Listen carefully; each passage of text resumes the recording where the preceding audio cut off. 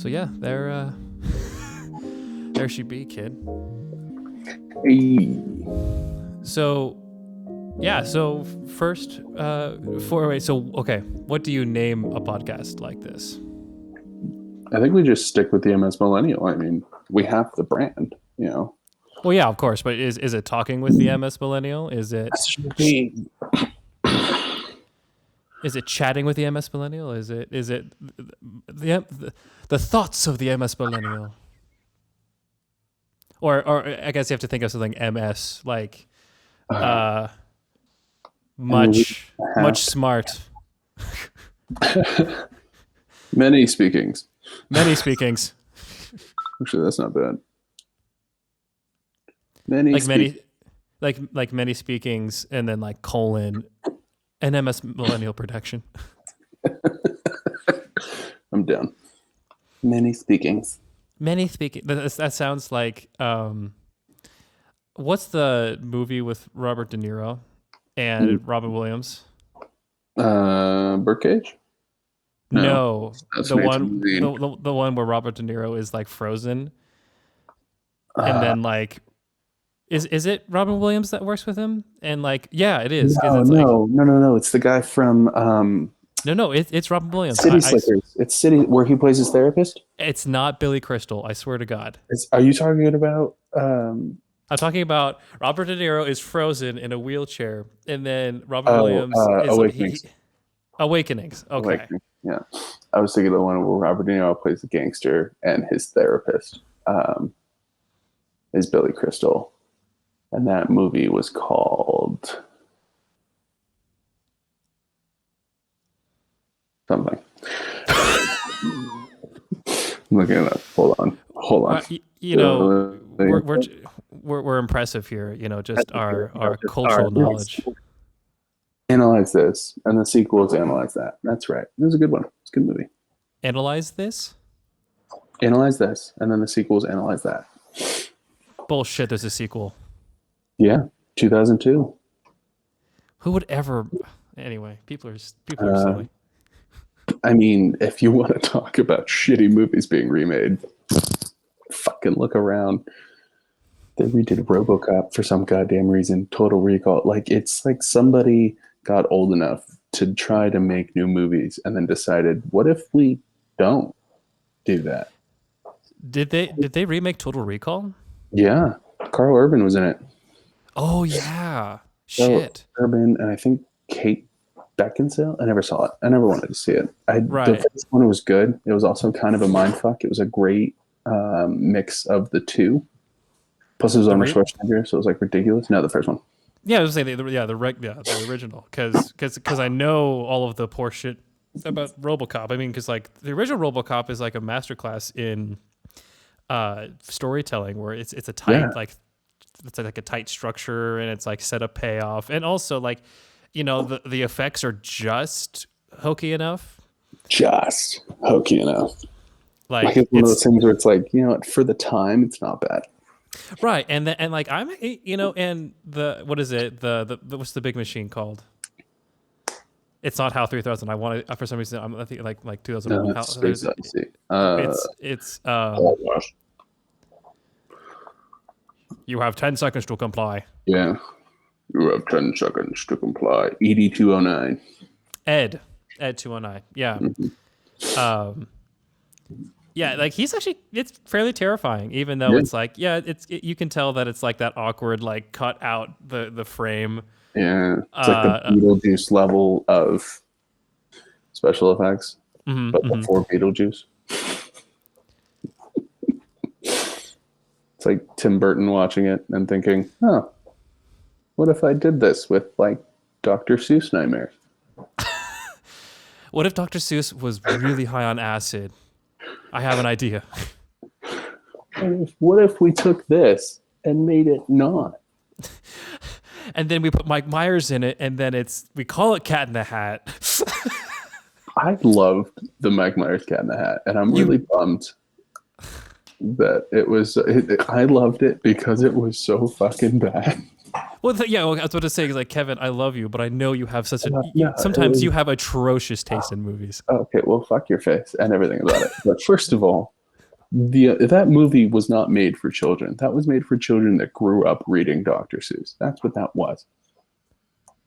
Same with Jim Carrey's The Grinch, but the Well, Jim Carrey's The Grinch actually, like, it's like, okay, I mean, it's like a slightly adult take. It's like again, you have like the spark notes of a world. Like you're making a D&D campaign and you just read the spark notes of like a you're land. making a one shot essentially. Yeah, but then you, for some reason, that one shot turns into like a whole like campaign, and so it's like, okay, all right, so the Whovians, okay, now there's a Cynthia May Lou Who, and there's like this love triangle with like the mayor, because why not? You know, we're just expanding upon the universe here. Like Cat in the Hat is like what they read the book and they're like, there's nothing here. Let's what do we do? Let's have Mike Myers just literally have like a conniption this entire like 2 hours and questionable CGI and Alec Baldwin just like giving a performance where it's like he shouldn't be trying that hard. Like good. He played himself. It was great. Like good on him. Just like, you know, you get paid to do like a shitty film, and it's like, you know what? I'm going to show up, and that's some acting.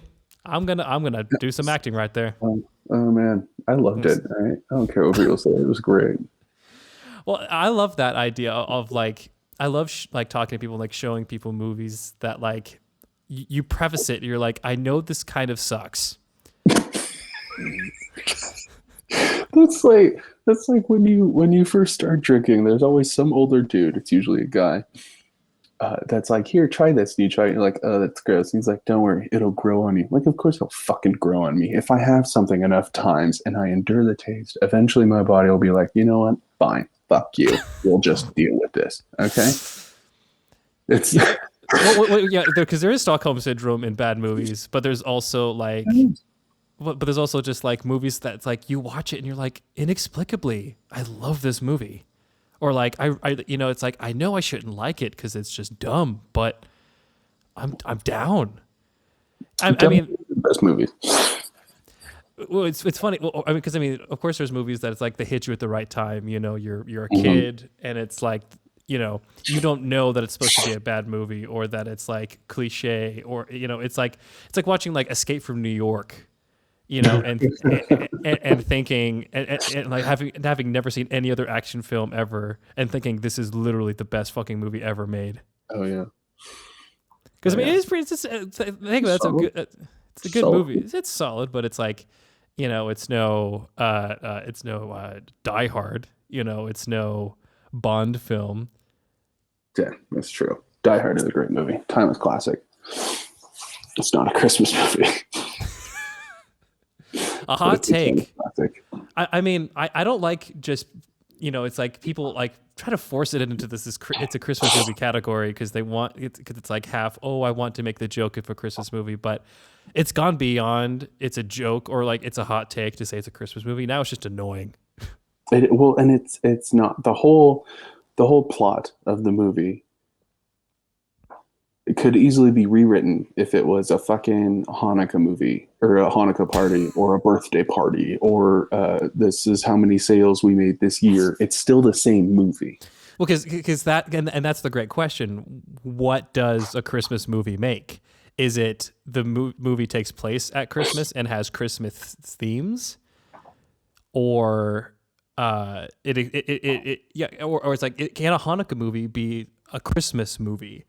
Like, you know, what is the wider conversation about? Like, is Christmas movie just a moniker for holiday movie? Well, and like, so I mean, look at most Christmas movies. All right, let's take some animated one that everybody loves, like Polar Express. Okay, you have the main tier and the fucking hoop-de-hoop or whatever of the movie ready, right? But at the end of every Christmas movie, there's a lesson that is learned, and the person is better about it and goes on with their fucking life. Okay, like Santa Claus with Tim Allen. He's a really little businessman shit, right? Only works for himself, doesn't give a fuck about kids, but he makes toys. It's ironic, right? Well, he cares about his kid. Like, Sort of. Sort of. In like the third one, I think where he has a daughter, he cares a lot more about his daughter than he ever did his son. Okay, and this is a guy speaking from the point of view of the child that was not cared for. So, moving on. So anyway, he kills Santa. Harsh. Becomes Santa. Harsh as fuck. Kills Santa. Becomes Santa. Learns that kids are the greatest gift to the world and stuff, and makes toys and shit. Learns a lesson at the end. Okay, Die Hard. You got a guy trying to rebuild his family with his wife or whatever. Happens to live in LA. He's a misogynistic asshole who used to be a cop in New York. And somehow it's filmed when they allowed guns on planes, which is nothing but a distant, scary memory for us and something weird for kids nowadays. And fucking arrives in LA, right? Goes up to the thing. Happens to be a holiday party. Could have been a New Year's party. Could have been a sales party. Could have been a promotion party. Could have been a fucking free cake in the break room party. The whole premise of the movie surrounds the fact that it was a party. And that's it, right? Kills a bunch of people. 1, no Santa's involved. 2, foils the bad guys, right? At the end, he doesn't learn a lesson. He rekindles with his wife because he saved her life, and she's like, damn, he might be hot, which goes by the wayside by the second movie, which is not something they tell you in Disney movies. But there's no, like, what fucking lesson did he learn? He's not a better husband. He's not a better person. He's still him. There's no Christmas miracle or anything. No, it's a fucking action movie. The Christmas miracle is that John McClane learned that he can survive an entire like terrorist plot with no shoes. With no goddamn shoes. Like, how does any of that make a fucking Christmas movie? It makes no goddamn sense. The whole premise of a Christmas movie is that they learn a lesson that carries them on to the rest of their life. I blame Charles Dickens for that, and I will blame him for most things until the rest of my life. So, right. Well. So question it. So it's like a romantic movie, like a Christmas romance movie. Is that a Christmas movie? Does he learn a lesson, or she? They? Well, maybe it's like less about learning a lesson, but learning something about yourself? Question mark. Yeah. That's a lesson. Inner growth is a lesson. Like anything on the fucking Hallmark Channel or ABC's 25 Days of Christmas or whatever the fuck they're shoving down our throats nowadays. Isn't it like randomly like 27 days? It's like it's always a random day. Yeah. Like it used to be like 14 days of Christmas, and then it was like 20 days of Christmas, and now it's like making movies. 368 days of Christmas. We made up 3 extra days. They keep making the same fucking movie with the Bachelorette rejects and telling them like, hey, go pretend you need to learn a lesson. And they're like, oh my God, I can't wait. Is that your Keira Knightley? Was that my Keira? I don't know. It was that stereotypical woman. I don't know. Everybody pictures somebody else when you make that face. Well, Keira Knightley is famous for kind of teeth acting, where it's like, actually... You are without doubt the worst pirate I've ever seen. My name's Anna Karina. Have you seen a film that she's been in the last 10 years? Like, I cannot think off the top of my mind like what she has done in the last 10 years, other than like a cameo. No, she didn't have a cameo in the latest Pirates. I had nothing to do with her. Like no. It's one of those things where it's like you always forget that there are these actors that are everywhere. It's like because like in the 2000s, it's like Pirates of the Caribbean, Love Actually, and like King Arthur. Yeah, she was in everything. Yeah, and it's like Anna Karina, Pride and Prejudice, Mm-hmm. And then it's like, I mean, good on them if they're doing something that they want to do, and they're like, oh yeah, I've made enough money doing the acting on film and she might be like raising kids or whatever. Oh no, I fell. She might be like raising kids or starting a family or something like that, which is always something that we as consumers of Hollywood look down upon for some fucking reason. Because it's like, no, you can't go have your normal fucking life. All right, you need to sit here and entertain my kids while I go have a normal fucking life.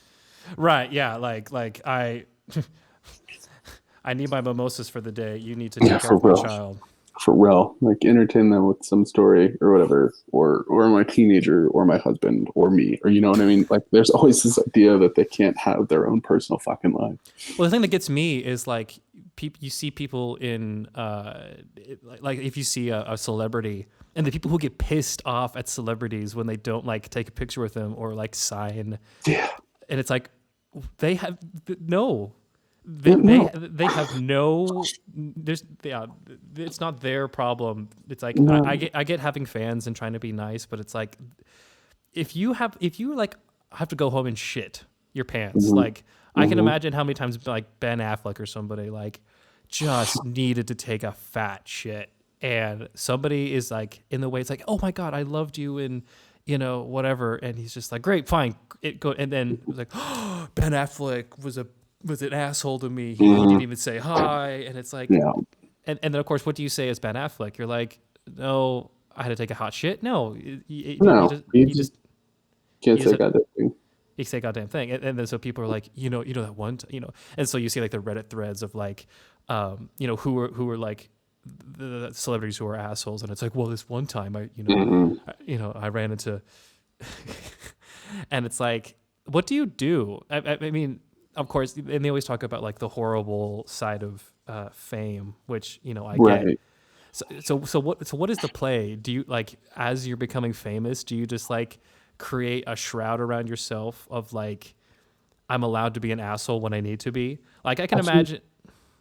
I think the younger ones start off nicer, like Jennifer Lawrence and Remy, the guy in that Queen movie. What was his name? Remy. That guy. He's a bad guy in the new Bond film. Wait. Freddie Mercury. He played Freddie Mercury. Oh, Remy Malik or something. Yeah. Yeah, that guy. Yeah. They didn't. I don't know if they started off young. I know Jennifer Lawrence started off kind of young, but like when they first started, it's always about like, oh, I need to talk to the fans. I need to do this with the fans. I need to sign things, and you can see him holding two pens, trying to sign things and taking pictures, et cetera, et cetera, et cetera. And that's kind of how all celebrities started. You know what I mean? They're always like, oh, I need to rob them of fame, blah blah blah blah blah. This is great. I love my fans. And then as they get older, that gets annoying because it doesn't matter how old or how many movies they're in. There's always going to be a different group of fans every time. And that's not necessarily a bad thing. It adds to their box office gross, but it's like a undefeated boxer that after every round has to go into a new round with a new refreshing enemy. Right. Yeah. Somebody who's got a new firm, and especially right now where people are discovering, like this is like one of the first times in history where like all of human like art is just available to stream. So people are like discovering the Office for the first time, and like they're super, super excited about it. And it's like this ongoing like fervor. It's like, things would kind of fade into obscurity. People, it's like, oh yeah, it's like, it might catch like a rerun of a show maybe, but then it's like, no, what's on is what was popular, because like they were showing more episodes. Like you were going to run into more episodes on TV of what was new and available as opposed to the reruns. Yeah, and there's like less popular actors that aren't really being recognized. Like Jerry Seinfeld gets stopped occasionally in New York, but he rides the bus for the most part. Most people don't know who he is. Well, and also he also has an MO around him of like, he's a comedian that'll fuck with you. Oh yeah. And so it's like he has a little barrier of like, yeah, sure, you want to talk to me, or you're going to get into my next act and I'm going to make fun of you ruthlessly. Yeah. Oh yeah. Have you seen any of his interviews where he's interviewing the interviewer at the end of it? Like they'll ask a question and he's like, what, who wrote your questions? Like, you got to be better at this. Come on, you would ask me something like this and I would respond like that. And then you would ask a follow-up question on this. He's just conducting the interview with himself at that point. Right.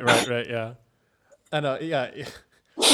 See, that would be the best dick move, or the best like power move, where it's like you have to do like an interview thing and you're just like, I don't like that question. Here's the question you should have asked me.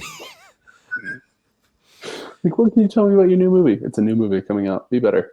Yeah, No, it's like I mean, it's the same thing where it's like they ask the girls like, "So who are you wearing tonight?" It's just like, Mhm. it's like it's a dumb question. The question you should have asked me is, what is your philosophical manifestation? What philosophical thoughts on the latest treaties that coming out of the Paris, whatever. It's like, oh yeah, Right. How do you feel but about the tanker stuck in the Suez Canal? Like, what do you think's going on there? that's the funniest fucking thing. Of course, Oh, it's my favorite. all of the the Austin Powers thing and Yeah, yeah, it's so great. I love everything about it. They're like, oh, it's gonna jack up oil prices. I'm like, oh no, again. Like, how many times has that happened in our fucking lifetime? There's an well, oil crisis. well, yeah, and it's like we knew it was going to happen anyway because it's like the whole streamline got fucked up with the COVID Hmm. because they had extra, and then they were like, well, I guess we're not going to make any, so they just waited and didn't make any extra oil, and now that people are finally being able to go out again, it's going to be weird. But no, Biden, got into office and of course, raised the gas prices and That's how it always works. There's that shooting like 2 days ago, and Biden was like, we need better gun control. And the first thing out of some Republican asshole's mouth was, no, don't touch my guns. Like, people died, dude. First of all, say, our thoughts are present with these people, and then your personal opinion. Like, address the fact that it's a fucking tragedy. Like, if you're going to be an asshole, be an asshole. Fine. That's what this country is built on. But address the reason why you're having your discussion first. Don't say, don't touch my fucking guns. People well, yeah, died. well, yeah, my whole thing, it's like there's enough assholes like who aren't being responsible with guns. It's like okay, it's like hosting a party, and it's like having all this cool shit, and then but the one guy keeps like fucking pissing in the punch bowl, Hmm. and the people are like demanding, it's like, well, we paid for the punch, like we deserve to have punch, and it's like okay, there's a guy who keeps pissing in the punch bowl. We want to regulate and keep people from pissing in the punch bowl, but I mean, I guess it's We want to put filters on there so when you drink it, you're not drinking piss, you're drinking punch. yeah, You're going to get a little less punch, but you're still going to get punch. yeah, it's like or you have to go into a separate room to get punch. Like we're Hmm. not. It's like we have to watch. It's like annoyingly. We can't trust people with the fucking punch bowl because Right. there's at least one asshole every party who comes in and pisses in the punch bowl. So now we have to have a whole separate room just for going to Hmm. get punch. And people's like, no, we've always had punch in the same room as the party. We don't want to have to go walk out into the next room. Right. And then there's always that person that's like, okay, but when you had punch, when you went to your party, it was Kool-Aid. This is punch. Okay. There's like fruit and shit in this. This is better punch than what you had when you had punch. Okay. This is Yeah, bigger, better punch. and then people point and it's just like, well, in Europe, they've had a separate punch room for a long time, and like they make Yeah. the extra. It's like a nice, it's just Sometimes they have normal. water. They don't even have punches in most European countries. Sometimes it's just water. Yeah, and it's like And they bring it themselves. yeah, and everyone has water, and somebody might sneak punch to the party, Mhm. but it's like it sticks like a sore thumb, and it's way harder to. It's like because it's like there's like a fucking guy walking in with a fucking like a bowl full of punch, and it's like wait, we're Yeah. supposed we just have water at this party, and it's just like, well, I have punch. You need to leave. It's like, well, okay, then you need to leave, and then of course he might piss on people, Mhm. but it's like it's the argument of like if it why do you lock your car, why do you lock your house if Mhm. you know why do you drive with a seatbelt, if Yeah. Everybody's all for anarchy except for the things that they have that they enjoy doing. Like, yeah, you want anarchy, nothing. okay, good luck, make your own water, make your own food. Right. Like, it's always funny to me. There's always like one woman or guy that's always like, oh, anarchy, blah, blah, blah. But they always say the same phrase. And it's like, don't even talk to me until I've had my coffee. Like, where the fuck do you think that comes from? All right. That's not how anarchy works. You don't get to be anarchy at Starbucks. It's like it's like you begin with Mad Max, and then anarchy leads into a monarchical feudal system of the haves and the have-nots. That's anarchy. And then we restart And then from where we left off. and then we start. It's like democracy is the worst form of government, but it's the best worst form of government. Yeah. You know, Yeah. it's like Democracy is such a bad form of government that we created a democratic republic, and now we don't even know what to call it. Yeah, we're like hell in a handbasket oligarchy, Mhm. fucking like Mhm. pseudo anachronistic We're fucking. we're like a fiddle away from somebody burning this thing to the ground. It's going to be really interesting to see what happens. Like, so I'm watching. They've just released 2 episodes of like a 6-part documentary on QAnon on HBO, Mm-hmm. and and it's really interesting. The first episode talks about like what is QAnon, which I didn't know. You just kind of assume it's like the hacker known as 4chan. Right. You never go to like mass media to understand these things because it's like who else is going to understand but the internet. Like Shia LaBeouf made an art installation where he said he will not divide us, and over the course of a year got beat down by the fucking trolls of the internet through Yeah. what they called weaponized autism, and were able to like conglomerate as just like this massive force to just fuck with Shia LaBeouf just because they were like, yeah, sure, whatever. Look, But we divided you. yeah, look, we divided you. Lol. Moving on. But like QAnon apparently is like this. QAnon is this username of this guy or person because we don't know if it's a guy or girl or a Mm. non-gendered person, um, who drops like these blog posts, and they're like vague and cryptic, but like it's like a shotgun shell. It's like a shotgun scatter of just like Mm. predictions. And of course, when it hits, people are like, "Oh my god, he knows Yeah. everything." And it's like this whole thing where it's like the guy who's QAnon uh, is like close to Trump, where like he's like an insider and he's going to leak the secrets that they can't tell us. Um, and people follow it religiously, and then it's like they're like connecting the dots, and then it's like it's be I just it's so beyond like National Enquirer. It's amazing. Yeah. It's like if you gave people like puzzle pieces of a National Enquirer, and then they had to put them together themselves, and then it's like whatever they got at the end, even though it's like a fucking like misshapen, like not even like a square box, but they're like, oh yeah, this is the truth. Oh yeah. This is my Bible now. I love it. Oh, I love it. I love it. I don't know. When in reality, QAnon looks like that dude from South Park playing World of Warcraft, probably just sitting there typing stuff randomly. Or it's some history major that's like, I've seen it all happen before. Here's probably what we're gonna do. Like, it's not like we're new fantastical fucking beings. We do the same thing every 2,000 years.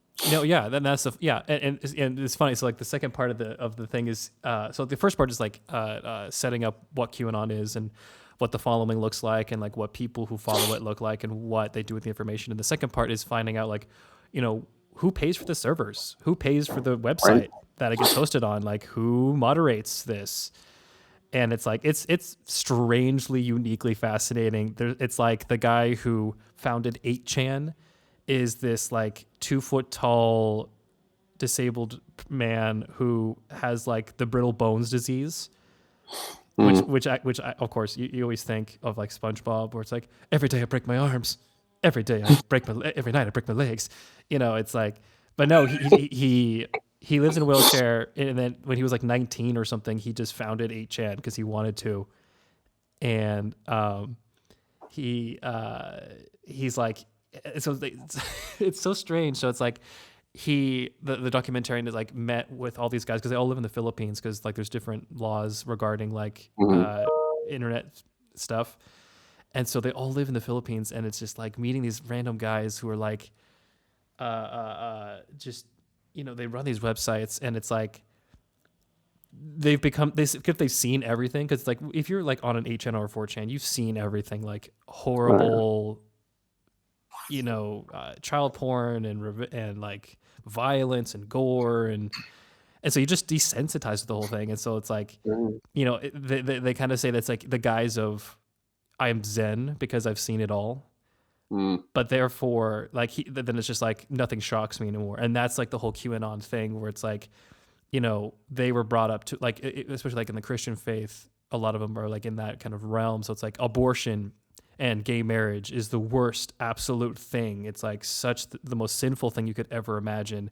So anything beyond that is also within the realm of possibility. If abortion is like 100 for you, 100%, then like Mm, eating babies is like 150%, you know, yeah.